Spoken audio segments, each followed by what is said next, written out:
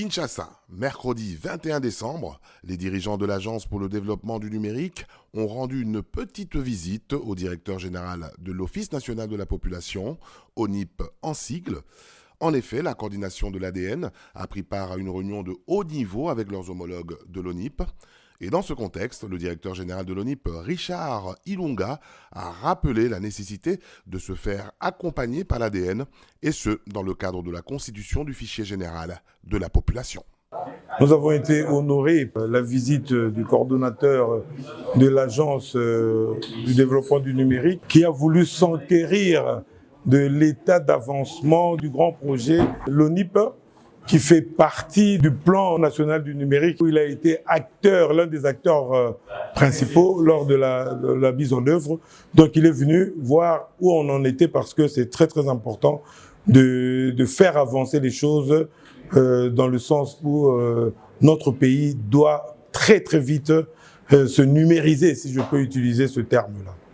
Alors j'ai effectué pour le compte de l'Agence pour le développement du numérique une visite de courtoisie et de travail au sein de l'ONIP. Un très bon accueil, d'une part de l'état de la situation au niveau de l'ONIP, des projets qu'elle mène, et en particulier bien évidemment le projet de l'élaboration du premier fichier biométrique de la population dans le cadre des opérations de mutualisation avec la CENI. On a voulu s'assurer que la logique de mutualisation intégrait bien le fait de prendre en compte un numéro unique que va décerner l'ONIP, qui concernera tous les autres documents que l'État congolais demain délivrera, comme les permis de conduire, les passeports, les cartes des étudiants, de militaires, etc. Donc c'est vraiment cela, et en cela on a été extrêmement rassurés par le fait que c'est exactement l'approche qui a été retenue par l'ONIP, qui participe à de nombreuses commissions pour justement veiller à ce que les différents ministères et institutions sectorielles s'inscrivent dans cette logique. Et l'ADN ainsi que la présidence de la République, nous aurons à cœur d'appuyer l'ONIP, parce qu'évidemment, sur ces questions transversales, parfois il y a des difficultés.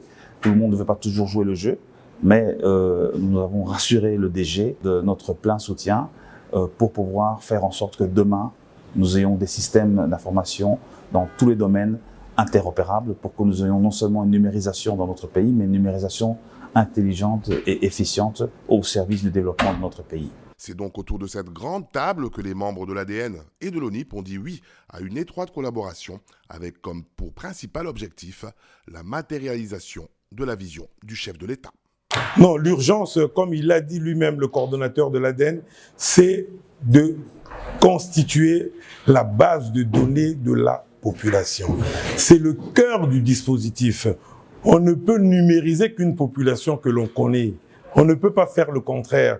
Donc il a insisté, il nous a encouragés à avancer et à aller très très vite pour donner à la nation cette base de données qui va faciliter la numérisation dans tous les domaines d'activité de notre pays. Donc nous avons bien entendu et nous l'avons rassuré que l'opération commence déjà en termes de mutualisation avec la CENI dès le 24 décembre prochain, parce que pour ceux qui ne le savent pas encore, dès qu'ils vont terminer, dès qu'ils vont dédoublonner leur base de données, cette base de données sera mise à la disposition de l'ONIP, et ça va nous permettre de continuer pour le reste de la population qui ne sera pas enrôlée en tant qu'électeur. L'ADN est un service spécialisé de la présidence de la République, créé par ordonnance, l'ordonnance 022-144 du 29 août 2022, qui a principalement 3 missions.